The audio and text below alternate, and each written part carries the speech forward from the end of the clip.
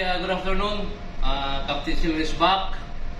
Medyo matagal-tagal tayo hindi nakagawa ng video dahil busy yung biyahe namin, puro malapitan. So, gagawa kami ng video ngayon. Ang topic natin is draft survey. So, hindi to siya manual. Hindi to siya totally manual. Hindi to rin automatic. So, semi-automatic lang to ang draft survey namin na i-video. Pero very very useful sa mga bagong onboard pa lang na hindi pa na-update yung hydrostatic table nyo. So, pwede nyo to gagawin na itong klaseng na program. Kung meron kayong mga naka-excel na, pwede mo ipang-update dyan. Tapos, kung merong hihingi ng program nito, ang email address ko, i-ano ko sa video na to para kung sino gusto humingi ng mga programs, para mabigyan ko kayo ng programs. For free to siya, for free. Okay, so thank you very much. Tulungan pala ako ni Segundo. Ito si Karmit Muhammad, si Binsur, si Karmit ko. Tutulungan niya ako dito. Isa sa nagpa-practice din dito ng mga pag-shipmate na trabaho. He has a shipmate license and baka sa sunod, baka mabigyan siya ng chance. So, nagpa-practice lang ito palagi. So, siya mag-i-input ng draft survey. So, ito yung i-input natin. Sa barko to siya. Tapos, i-input natin yung mga data dito sa semi-automatic. So, very useful to sa mga baguhan. So, bagong sampa pa lang na hindi pa na-updated yung hydrostatic table nyo. Okay, thank you. Patayin mo muna rin. Okay, so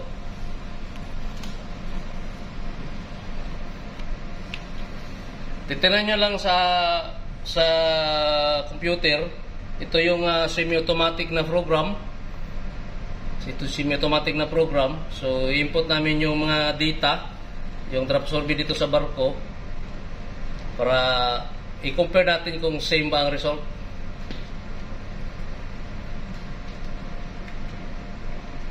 Okay, sige. Sige.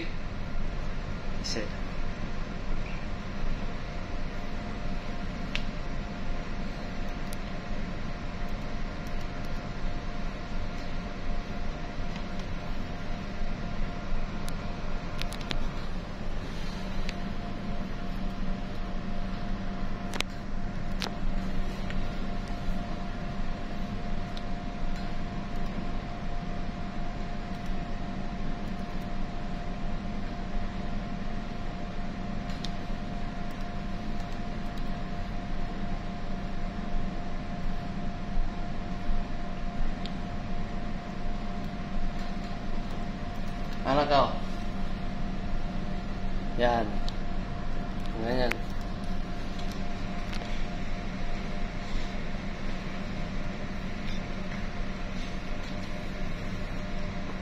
Okay? Okay, sir. So, okay, nakita nyo yung quarter means dito. Ito yung mga quarter means nya. So, 5.799. Ito naman sa amin is 5.79864. So, almost same lang. Tapos, pagkatapos dito, dito ka na sa hydrostatic. Tingnan dito sa hydrostatic.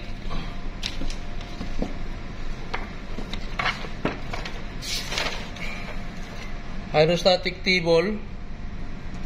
So, page 243.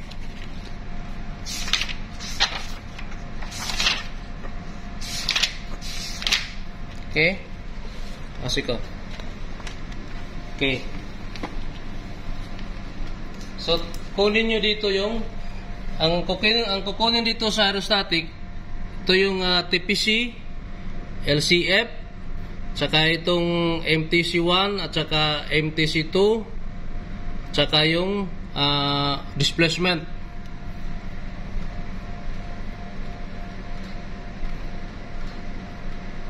Kung napansin nyo ito, simple interpolation. pwede natin to siya gagamitin, pwede rin hindi. Pwede natin ipapakita ko sa inyo paano pagkuha ng displacement base dito sa interpolation tsaka sa semi sa manual na pagkukuha. Kasi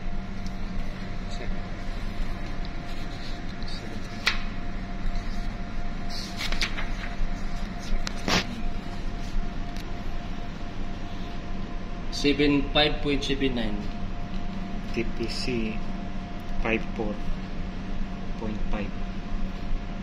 5.79 5797 5.79 TPC TPC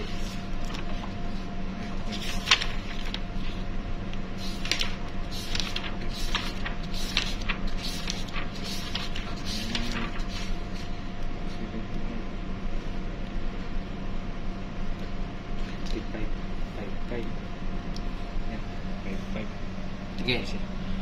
55 HCF 55 yes sir 55 sir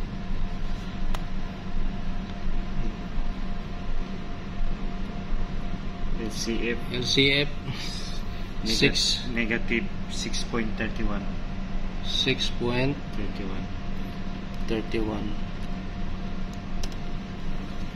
tapos yung ito yung titingnan nyo sa pagkuha ng MTC1. So 6.299, pwede natin gawin itong 6.30. So 6.30 6.30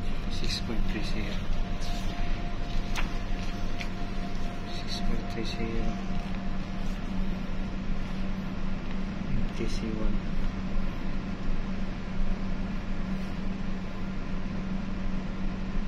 685.1 ha? 685.1 685 685.1 So sa MTC2 5.3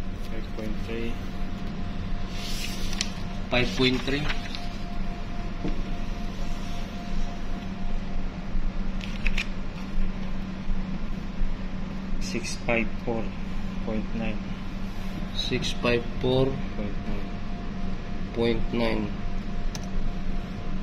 Okay. So meron na tayong TPC, LCF, tsaka MTC1, MC2. So kukunin na naman natin yung displacement sa 5.79. Okay, unahin natin tong interpolation, simple interpolation. So kung nakikita nyo dito sa aerostatic is saan yung 5.79 ito? 5.79. So nakikita nyo sa aerostatic is 5 only, 5.79. So nakita nyo dito sa displacement is 5.79864. So wala dito yung 864 sa aerostatic. So ang nandito is 5.79 lang. Okay? So pwede natin i-interpolate to. Ang 5.79 interpolate natin ang ikaw si interpolate mo. 5.79. Di, huwag kang magpuan ng 5.79 dito ka sa 5.78 o 5.80. Kasi ang interpolate mo is 5.79864.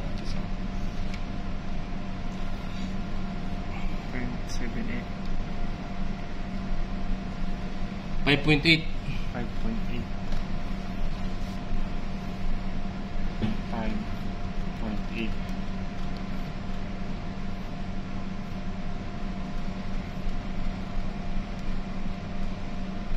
5.80.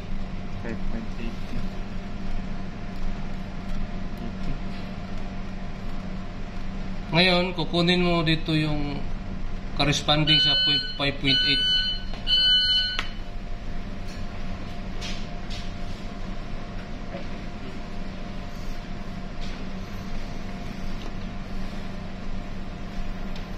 Ito 5.8 corresponding na displacement sa 5.8.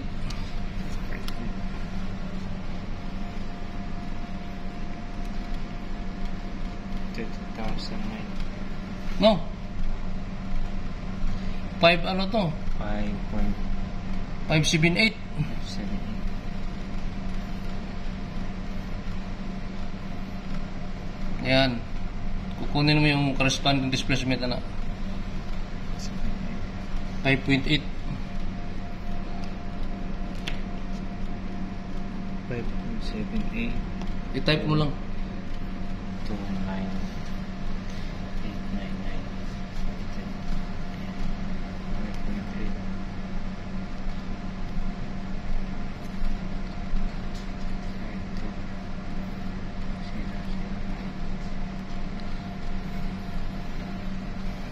Okay, so ito na yung answer niya. Ito yung magiging displacement base sa 5.79864. Ngayon, interpolation to siya. Kunin natin sa mano-mano. So, ang 5.9 na displacement is ilan nga? 5.79 pala. 79 na drop.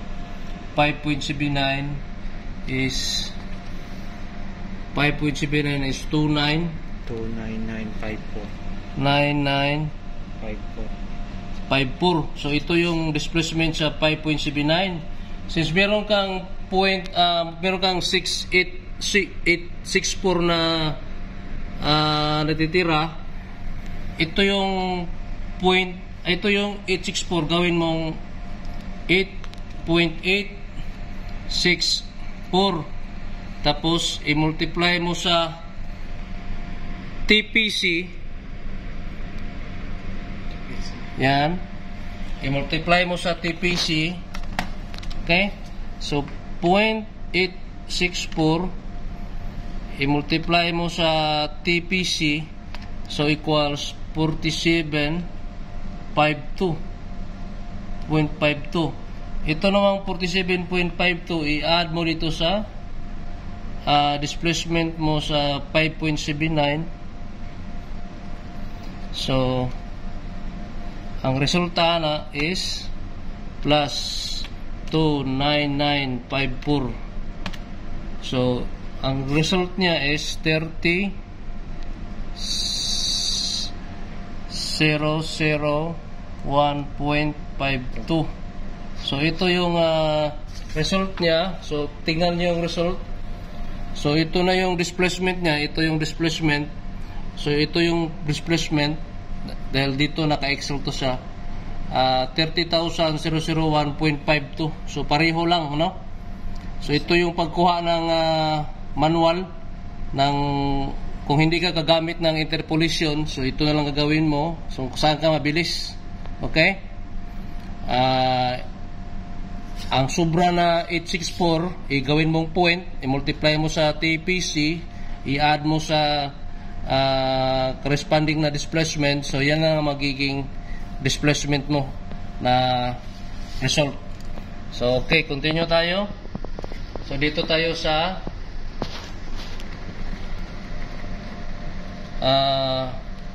ito yung density. So ang density niya is 1.025. Type mo lang yung 1.025. Okay.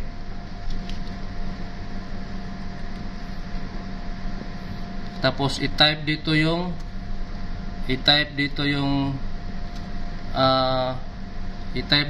mga non-weights. Okay, type 6.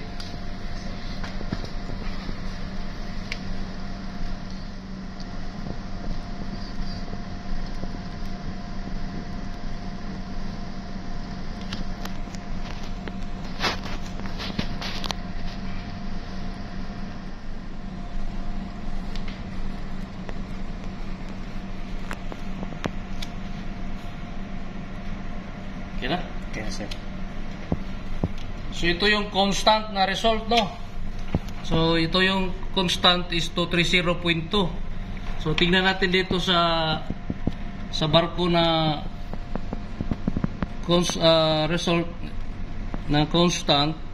So 230.999. So 231. So sa atin naman is 230.2. So same lang. Ngayon, punta tayo sa final.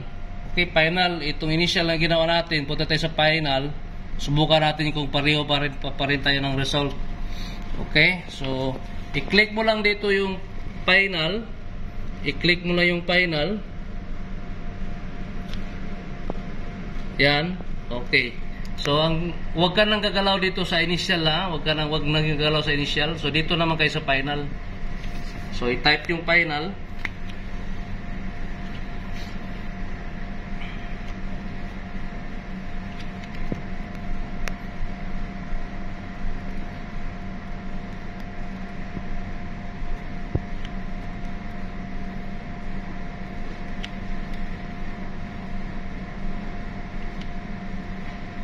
Yes, mabilis na. Nagsira na. Bumba, bumba, bumba. Bilisan mo din dahil para makabagahin na tayo din. Ayos na. Second batch na. Ha? Second batch. Second batch na eh.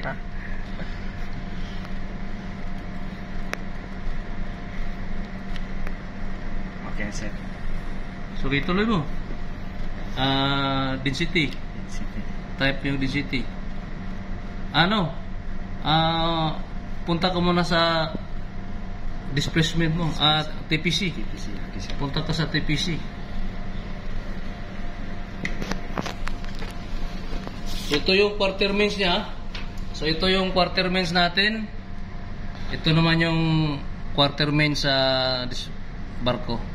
So 11,985. Ito sa atin 11,98473. So gamay lang, konti lang diferensya. So TPC ng 11,980. 11,980.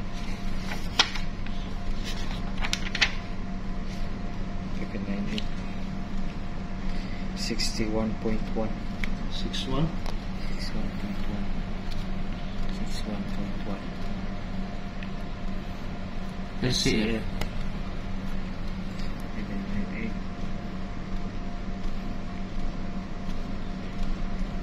3.14. Negative. Positive, sir. Positive. Yes, sir. 3.14. LCA pa? Sir. 3.14, sir. Sige. So MTC1 saka MTC2. 1. 14.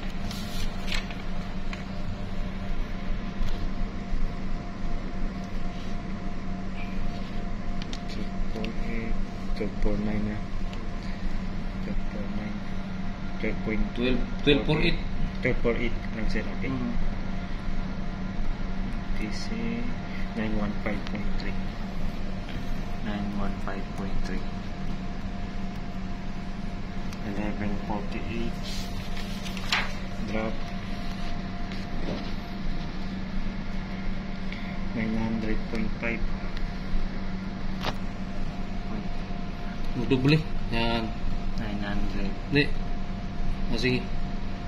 900.5. Okay. So punta ka sa displacement na. Displacement na. So ang imong i-interpolate nimo is 11,98473. Type that. Okay, sir. 11.98473. Ngayon 1197 o 1199. 11.97. Yan. Kunin mo corresponding din. 11.97. 65951.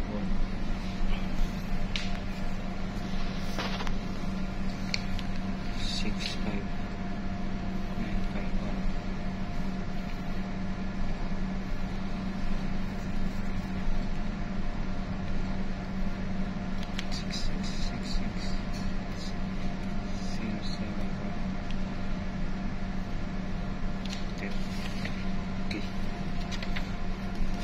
66 041 4.59. 59. Okay? So, kunin natin sa 11.98. Ilan nyo ito, Sik? 11.98 11.98. 66012 66012. 012 isa displacement. So, 473 multiply mo ng TPC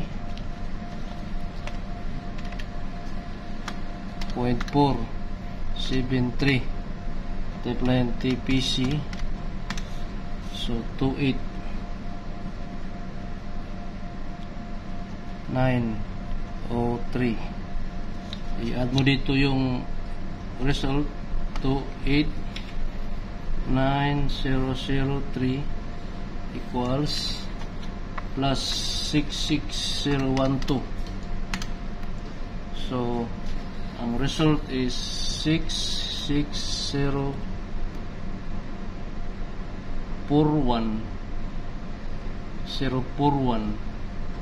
o 0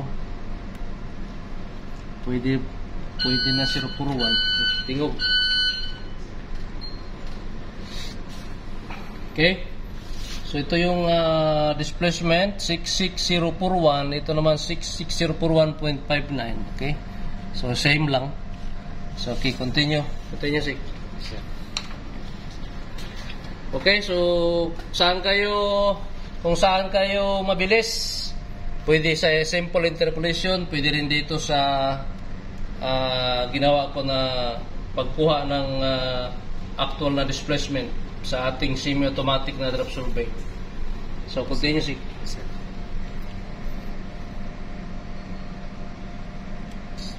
Density sa 25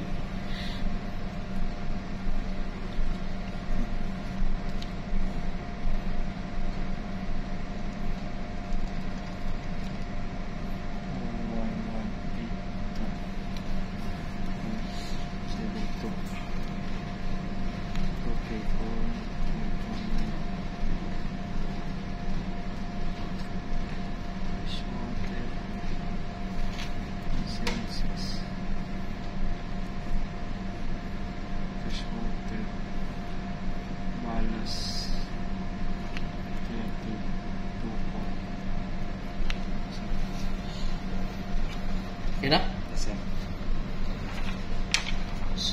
Natapos na yung drop survey. Magdali lang, no? Parang ito lang yung TPC, CF, yun lang, displacement, nakabilis, tsaka kakagawa na tayo ng result. So ito yung result sa barko is, kargamento niya is 49,527.199. Ito namang sa semi-automatic na ginawa natin is 45,527.7. Ito is 49,527.199. So same lang, no? So very simple lang, very simple. Okay? So salamat sa kay si Kamit, no, sa pagtulong sa atin. So baka makagawa pa tayo ng ibang video prior arrival sa ring natin din.